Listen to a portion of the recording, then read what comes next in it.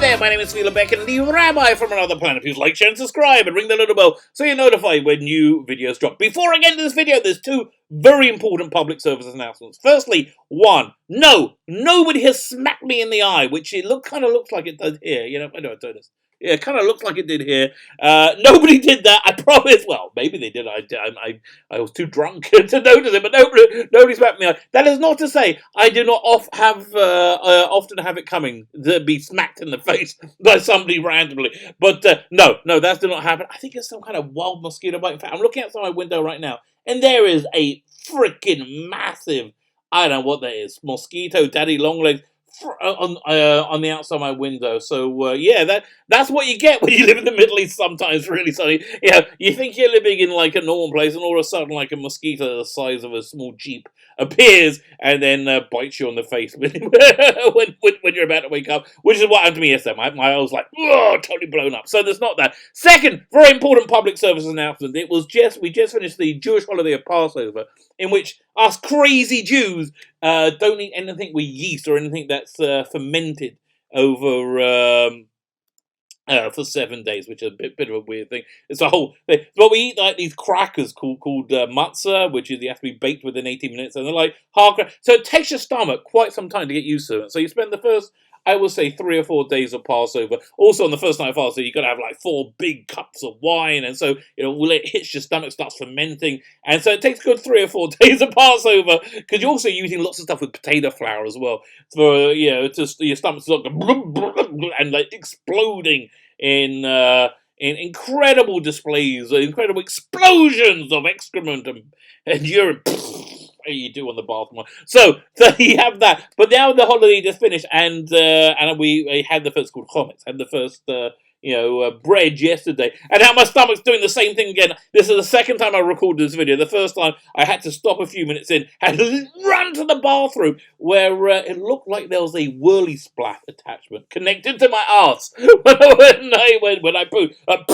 So hopefully we'll get through this without exploding again. So what is this video about? This video is the ongoing end of the comic book industry. Now, what do I mean by the comic book industry? I'm talking about the direct market. You know, a lot of people will say, well, you know, there's still going to be cave paintings. Yes, we're still going to be able to. Yes. Obviously, you're going to still be able to tell stories with pictures and words together. Yes, absolutely. And you can do that as comic books. You know, the way you do it as comic book is by following Ether Van Sciver's example and jumping into Comicsgate and publishing your own books. 100% you can still do it.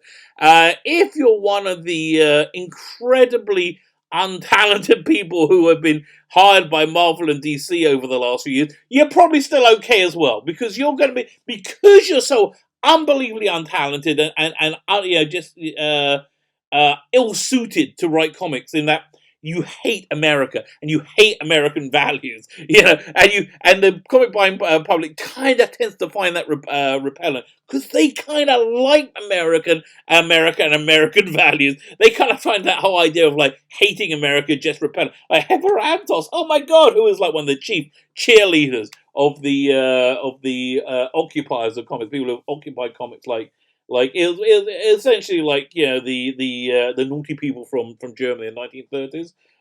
Those naughty people who were the National Socialists. They occupied Paris for a number of years. They have occupied comics. They quite literally have occupied comics. And so somebody asked the other day, who has the worst fans? And so she replied, America. Yeah, that sounds to me a little bit out of step with your chief clientele, with your demographic, which is why the comic book industry folded in 4 days. 4 freaking days. That's how long it took to fall apart. Anyway, so those fraudulent hacks, they're going to be fine. They're going to still be employed by Marvel and DC. You know why? Because they're cheap, because they're garbage, because they're useless. They can't write a decent bloody story to save their lives. Yeah, so they're probably going to be fine. Anybody who's going to charge, you know, a little bit more than the absolute minimum possible, Probably not. You probably won't be finding so much work in the mainstream comic book business in the near future. Okay, well, before we get into it, can I ask you guys, can you hit the subscribe button? I would really, really, really love you to hit the subscribe button. I give stuff away each week on the channel to show you how incredibly grateful I am. And I am. I'm genuinely very, very grateful to subscribe. Oh, by the way, if you're like a more comic-y person, like a comic-skatey person, which, yeah, you can kind of hear around, I'm going to be doing a lot more comic-skate material on this channel. I've reached out to 2 or 3 creators of projects which I really, really like that I'm going to be doing interviews with, and I'll be bringing to you guys. And I hope you guys like them. I hope you guys back them. But anyway, so to show you my genuine gratitude, I give stuff away each week on the channel. One I'm going this week is freaking awesome, if I say so myself. It is Apocalypse Now, the complete dossier in this like funky cardboard sealed orders kind of packaging. All you need to do, so it's got both versions of the movie on it. It's got like the 2004 Redux, which I don't really like so much, and the original 79 version. All you need to do when it's subscribe to the channel and leave the hashtag PanamaRed. Hashtag PanamaRed, and we'll do the prize draw on Sunday when I'm on the TARDIS zone with Noel. That'll be the 19th, and then we'll choose the next thing we're giving away next week. What will I'm giving away next week? I really don't know. It could be Indiana Jones movies. I'm looking at a pile of movies right now. Indiana Jones movies, Mission Impossible movies. I've got box set there. There's the Godfather box set. I got a bunch of stuff. Basically, look, as I have a bunch of DVDs, and then when they came out on Blu-ray, I upgraded to Blu-ray. So I figured rather than having them sit in the closet, I might as well give them to you guys. And so the people who destroyed the industry are not very happy about it. And Ethan, bless him, has been doing a bit of like to the people who have hounded him out the industry and tried to make him unemployed and unemployable and homeless and dead. Tried to kill him. So he's been doing back to them. Which listen, I can totally understand. I think it's always better to be able to turn the other cheek. I think it's always better to be able to do that. If you can, it's kind of understandable. If you can't, and the abuse and the attack that he's been under over these last few years, I get it. I totally get it. So, but once again, the execrable, terrible place that is Twitter has shown us why Ethan Van Sciver is well on his way to making a second million in comics. He made the first million with Cyberfrog #1, and why the comic book industry is in fact imploding right now. So let me just pull this up and put it on screen. So we had a tweet. Was it from yesterday? From Ethan. It says, "Oh, you miserable bastards that okay, we're talking about the pencils down order at Marvel. Let me back you up here. We're talking about the pencils down order at Marvel. So when the current health situation hit, there are a lot of companies send out pencils down orders. Has DC done it yet? I don't know, but they're basically telling everybody working comics, stop where you're working right now. We have zero money to pay you. We have no money coming in. I don't even know if you're going to get paid for what you've done. If you're in the middle of a page, just freaking stop. Pencils down." And pencils down means they can't even have a claim of making of employment because they don't. So Ethan was a little bit sort of salty about it when the pencils down order came to Marvel, and it's incredible. When the report first came out, they said it's like 30 to 35% of titles are being stopped on hiatus, pencils down. And then the Marvel Media Machine came in and said, no. It's like 10%. Nothing to worry. Everything's fine. And then a few days later said, oh, yeah, it's going to be another 15-20% as well. So, yes, it's exactly like everybody thought it was. So, anyway, amidst of this, Ethan tweets this out yesterday. All you miserable bastards at Marvel who disenfranchise your customers with creative decisions driven by spite, agenda, and arrogance. All of this, I agree with 100%. Snowflake and Safe Space, they came at such a wonderful moment that it's the perfect example. It's the perfect example of what it was that put everybody in the position that we're in. But we're going to see it a little bit more clearly any second. driven by spite, agenda, arrogance, who told us, if you don't like my politics, don't buy my book. So the reason people bought your books, by the way, was mostly habitual. It wasn't because they were good, because they were objectively awful. And if people were going to buy you, were going to continue to buy your books, even if it was not habitual, none of you will be freaking out that this is the end of life as you know. The reason this is really the end of the comic book industry is if they lose, I think 10% of the comic book stores, which is they're probably going to lose about between 20 and 30%, I think, over the next year. Then there's not enough vendors to be able to sell their comics to make them viable anymore. So yeah, I think so. Marvel and DC, they're going to be going from doing 100 titles a month to probably 20, 30 titles a month, which is probably much better. What they really should be doing is focusing on like 60 to 80 page graphic novels, 60 page, whatever you want to call them, one shots. Well, yeah, and put one of those out every 3 months, and then and that's a sustainable turnaround because give your customers something that they can really put their teeth into it and enjoy. I think that's probably the way forward for the industry. Kind of like Comicsgate does. That's the way forward for the industry. So anyway, so again, Ethan's quote was, "Oh, you miserable bastards at Marvel Comics who disenfranchise your customers." Yeah, they literally were like kryptonite to customers. With creative citizens driven by spite, agenda, and arrogance, who told us, if you don't like my politics, don't buy my books. Bet you wish you had our money now. And Ethan is doing freaking well. His Sciver Frog is what? Did it go over 600,000? And you know what? That should be the front page headline on all the comics news. It should be on the Beat, or it should be on Bleeding Cool. But of course they're not, because these are all shills. These are terrible shills. And because there's these terrible shills feeding this false narrative that Ethan is some kind of racist, some white supremacist, one of those naughty people from the 1930s in Germany. If those National Socialists, if it wasn't for that constant barrage of misinformation, you wouldn't have idiots like Chris Rice. Now, I don't know who Chris Rice is. Chris Rice, I looked up at Chris Rice. There was a Christopher Rice who was at Comic-Con, and he wrote written some novels. I really don't know who he is, but okay. But so he had the idiotic response, which we're going to talk about in detail right now. You showed them, he said to Ethan, you can still get rich making shitty comics. So let me ask you, what do you think was shitty about Cyberfrog? It seemed to me, again, it's not really the type of comic I really like. I like Alan Moore. I like Vertigo, Sandman. That's the type of comics I like.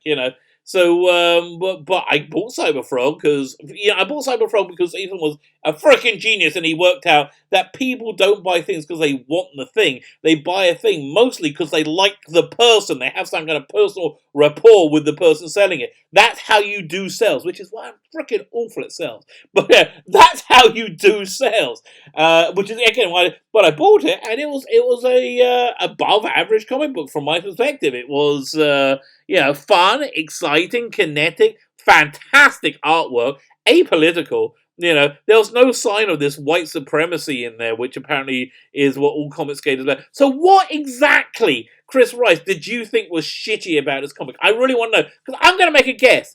I'm going to make a guess that you don't know a thing about his comics. You all you know is the propaganda you've been fed. Because, Chris, you're about to demonstrate why the comic industry went under. So if you go and look at Chris's Twitter feed, you notice something quite remarkable. Let's go over there.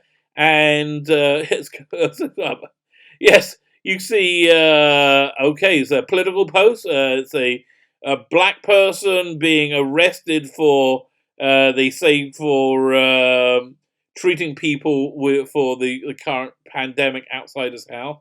Again, listen, I don't really buy any of these stories. I gotta. It might be true. It might be a terrible mistake, but I would like to. I would like to know more, because I just don't trust anybody's narrative unless I see it for myself and firsthand. So, political thing. Oh, a little bit about comic books. The New York Times, saying the New York Times. It is the New York Times. Story about the end of the industry. More politics. This one's about how racists have taken over England and they don't like anybody who has a different coloured skin, and now we need them because of the current health crisis, which is just freaking delusional. No, virtually nobody thinks it. You know, we'll get into that. Then we have more politics, more politics. More Trump, Trump, Trump, Trump, Trump, Trump, Trump. Politics, politics, politics. Trump, Trump, Trump, Trump, Trump. Oh, there you go. Jules Clooney. Trump, Trump, Trump, Trump, Trump, Trump, Trump, Trump, Trump, Trump, Trump, Trump, Trump, Trump, Trump, Trump, Trump, Trump, Trump, Trump. That was see, look, wow, see, that is what's going through this guy's mind. Trump, Trump, Trump, Trump, Trump, Trump, Trump, Trump, Trump, Trump, Trump, Trump, Trump, Trump, Trump, Trump. Now, in comparison, let's look at Ethan's let's look at Ethan's Twitter page, shall we? So yeah, Ethan's Twitter page, we have a picture of Salamandroid from his latest comic. We have right pinned at the top a link to where you can back his new comic, Wreck Planet, which is doing freaking incredible. They passed 625,000 2 days ago. You know, hats off to you there, Ethan. More about comics, more about nothing political, comics, about his comics, talking about Comicsgate, comics, nothing political, comics. And so you see, I'm going to make a guess. You see this where it was like so happy that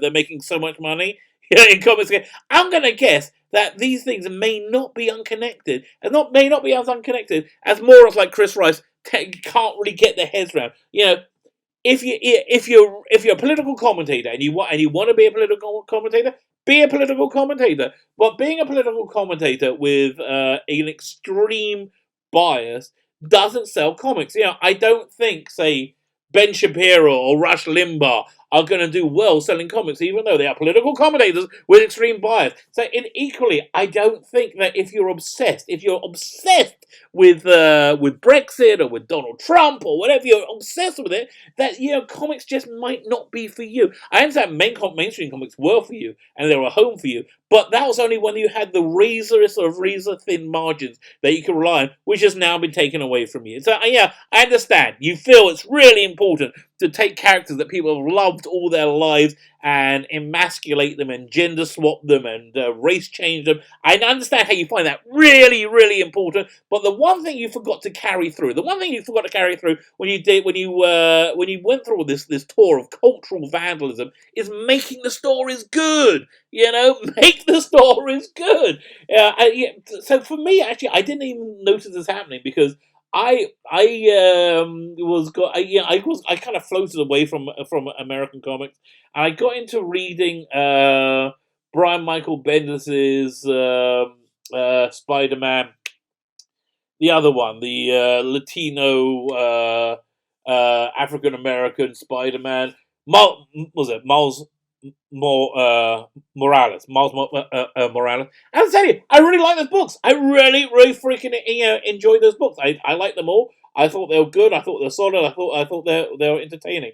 I didn't know at the time that was the doorway to making terrible comics. Yeah, where again they were just driven by gender, by skin color, by ethnicity, and really nothing at all about the values that comic book buyers really find important. And the values that comic book buyers find important are American values, truth, justice, and the American way. You know, that is the cornerstone of comics. And if you hate America, as these people do, because they're insane, you know, because they think that the election went the way that they didn't expect it to go, that the world's ended, and they couldn't climb off that. They've destroyed this industry, and they're destroying as many industries as they can get their hands on, which is quite a few of them.